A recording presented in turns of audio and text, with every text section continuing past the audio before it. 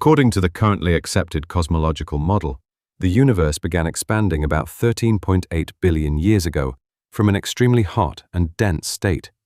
However, the Big Bang should not be imagined as a conventional explosion, like a firework, for example, where matter is blasted outward into pre-existing space. In cosmology, it is not something expanding within space. Rather, space itself is expanding. Galaxies are not flying away from a central point. Instead, the distances between them increase because space itself is stretching. In this sense, space is not merely an abstract coordinate system, but one of the fundamental dynamic ingredients of modern physics. It can curve, carry gravitational waves, and expand. In some respects, this resembles the 19th century concept of the ether. Both describe an all-pervading medium. The similarity, however, is only superficial. The classical ether defined a preferred frame of rest, whereas Einstein's spacetime has no such property. Interestingly, Einstein himself later revived the word ether. In a 1920 lecture, he referred to spacetime as a gravitational ether, while emphasizing that it was fundamentally different from the old mechanical ether. It has no state of motion, so no absolute velocity can be measured relative to it. Perhaps the history of physics would have been less confusing if this terminology had become more widely adopted. In modern physics, however, we use the terms space or spacetime, and we will do the same throughout this video. There is an intimate relationship between spacetime and matter. Matter affects spacetime, and spacetime affects matter. More precisely, matter curves the spacetime around it, and within this curved spacetime, matter moves as if it were being pulled by an invisible force. We perceive this effect as gravity. Another consequence of curved spacetime is that physical processes slow down near massive objects.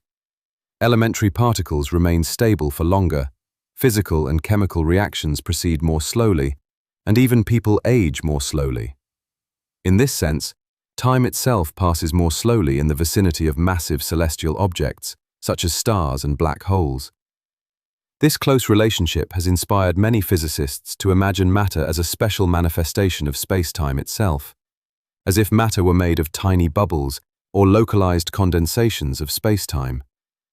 This perspective may also help explain why we are trapped within our own space-time and therefore within our own universe.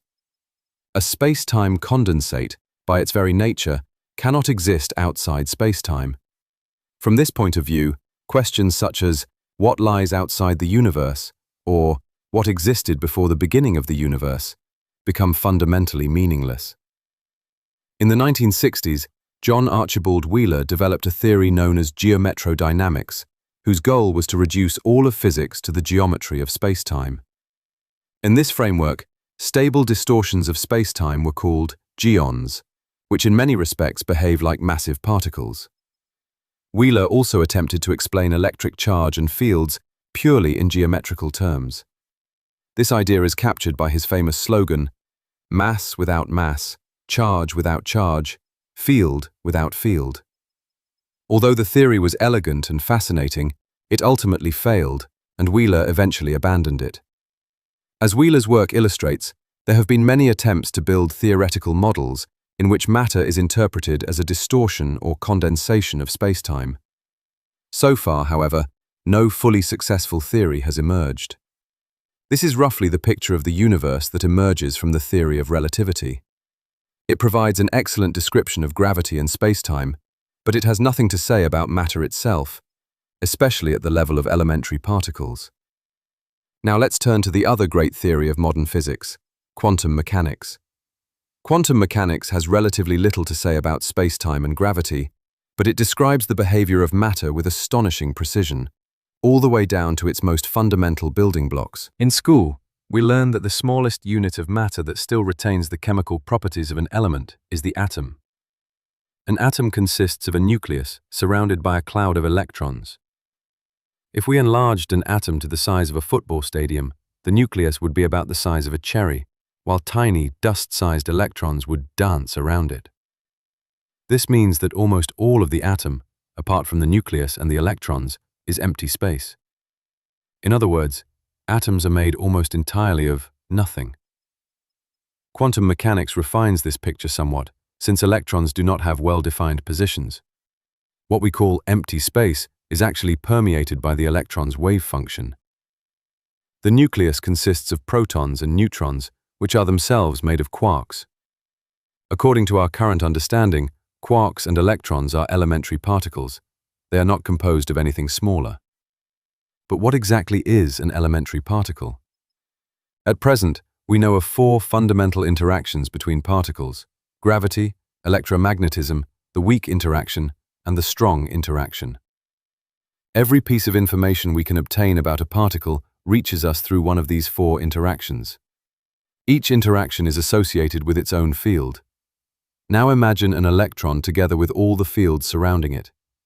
Then imagine that these fields suddenly disappear. What would happen to the electron? Since there would no longer be any way to detect it, it would, for all practical purposes, cease to exist. Particles that are almost impossible to detect do exist in nature. Neutrinos are a perfect example. They interact with matter almost exclusively through the weak interaction. Every second, billions of neutrinos pass through the Earth, and through your body, without you noticing anything at all. Even if we placed a wall of lead 1 light-year thick in their path, roughly half of them would still pass through completely unhindered. Detecting them requires enormous neutrino detectors, where extremely rare, faint flashes of light reveal the occasional interaction between a neutrino and matter. In a sense, these particles barely exist. If they did not even participate in the weak interaction, they would, for all practical purposes, cease to exist, except for the negligible gravitational effect of their tiny mass. Now let's imagine the opposite situation. Remove the particle itself, but leave its fields completely intact. Would anything change? Since all our measurements are based on interactions, everything would still appear exactly as if the particle were there. If we built atoms from these fields, and then assembled macroscopic objects from those atoms, say a rock, that rock would behave exactly like a real one. We could see it, touch it, and measure it. In other words, if the fields are present, there is no real need for point-like particles at all. Most of us have played with magnets as children. We all know the feeling of trying to push together 2 magnets that repel each other. It feels as though there was some strange, elastic, rubber-like substance between them, causing the magnets to slide apart. Of course, we know that no such material is actually there, only the electromagnetic field. When we examine matter at the level of elementary particles, we find that it is not so different from that mysterious something between the magnets. A rock is made of the same elastic, resilient stuff, only it is much more rigid, and because it reflects light, unlike the field between the magnets, it is also visible. Beyond that, however, the difference is not so great. Elementary particles are ultimately defined by how they behave. They are not objects in the classical sense, but rather regions of space endowed with special physical properties. Quantum field theory, or QFT, is also built on the concept of fields, although in a rather different way. It currently provides the most accurate description of the physical world ever developed. According to QFT, every type of elementary particle has a corresponding quantum field. There is an electron field, a photon field, and so on. What we think of as a particle is actually an excitation of one of these fields, while interactions between particles arise from the interactions between the fields themselves. The simplest analogy is to imagine the fields as the surface of a body of water, and the particles as waves traveling across it. Of course, the reality is more subtle than this, because these fields are quantized, meaning they respond only to very specific amounts of energy. For example, the electron field can only be excited if we supply exactly the amount of energy corresponding to the mass of an electron. If we provide less, nothing happens. But if the energy is just right, an electron wave appears.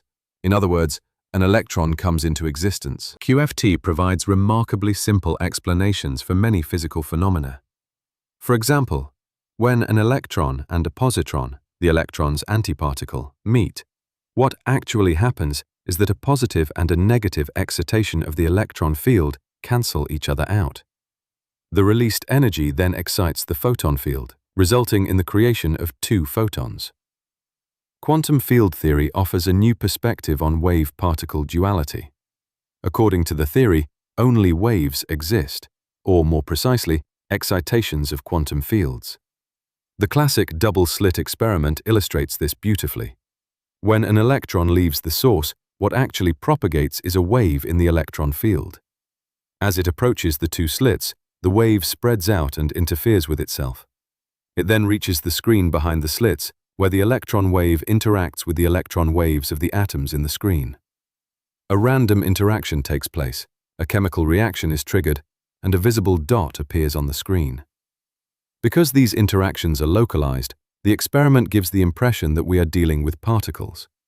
According to QFT, however, independent particles do not exist, only the fields do. Quantum field theory is currently our most accurate description of the physical world. Its predictions agree with experiments to an extraordinary degree of precision. However, it has one major problem. It is not compatible with general relativity.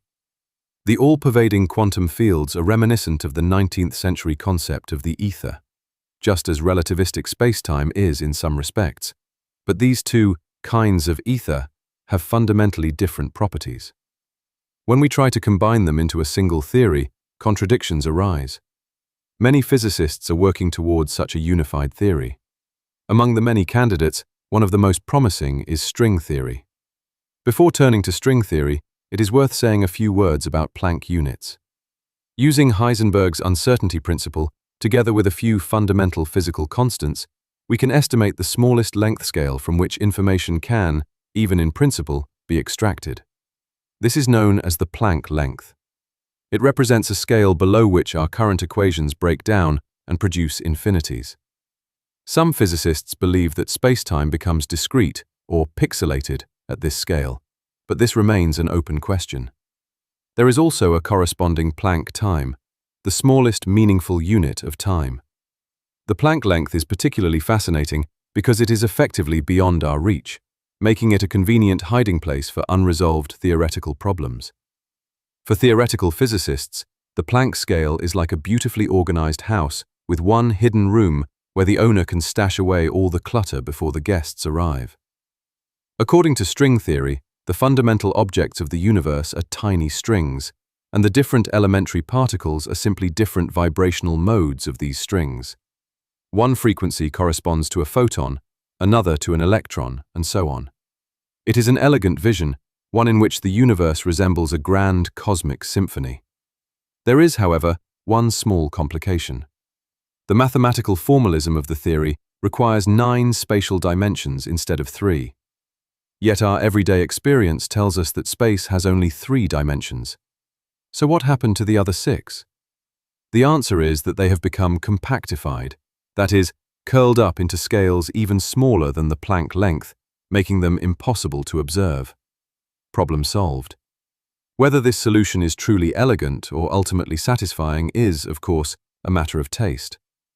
In the end, string theory may or may not turn out to be the correct answer. Even so, there is every reason to hope that a grand unified theory exists, one capable of describing all particles, all fundamental interactions, gravity, and even the structure of spacetime itself within a single coherent framework. For now, however, such a theory remains beyond our reach. There is one more point worth emphasizing: the limitations of the mental models we build in our minds.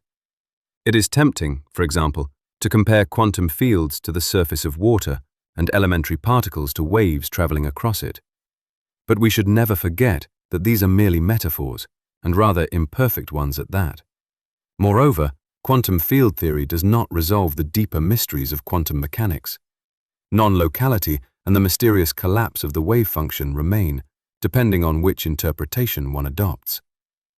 It is true that QFT speaks of localized interactions rather than waves collapsing into particles, but the essential question remains exactly the same. What causes the collapse, and why does it occur at that particular place?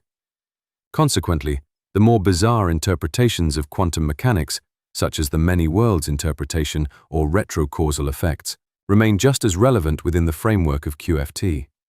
Non-locality also remains. The wave function of an entangled system may extend across light years, only to undergo a single localized interaction. Since we cannot directly observe either elementary particles or quantum fields, we must admit, if we want to be intellectually strict, that they do not truly exist. What actually exists are our observations and the measurable quantities derived from them: mass, position, spin, and so on. Particles and fields are, in a sense, just stories we invent to make sense of those observations. Any story that is fully consistent with our observations can be regarded as a valid model of reality.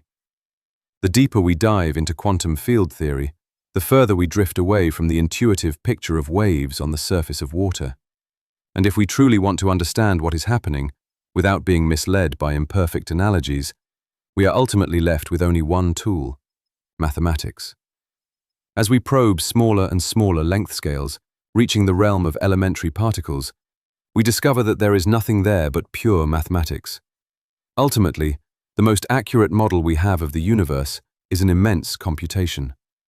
We come closest to reality by imagining the universe as an enormous state space through which a vast computation is continually evolving, carrying the entire system from one state to the next. Pure information and pure computation. In that sense, the universe can be thought of as a gigantic computer. This picture is not far removed from the simulation hypothesis. The only remaining question is whether this computer was built by someone and exists within a higher external reality, or whether the computer itself is the ultimate objective reality. Perhaps relativity, quantum field theory, and string theory are simply different approximations of the same deeper reality. Or perhaps the ultimate answer will turn out to be something entirely unlike anything we can imagine today. If these questions fascinate you, and you would like to explore how relativity, quantum mechanics, consciousness, artificial intelligence, and the simulation hypothesis might fit together into a single, coherent worldview, download my book, Simulated Reality, for free. You'll find the download link in the video description. And if you enjoyed this video, please consider giving it a like and subscribing to the channel. It may seem like a small gesture, but it really helps these videos reach more people who are curious about science, physics, and the deeper nature of reality. And finally, one last question. If you had to build a universe, what would you build it from? Matter, fields, information, or pure mathematics? Let me know your thoughts in the comments. I'm curious to hear how you imagine the deepest layer of reality.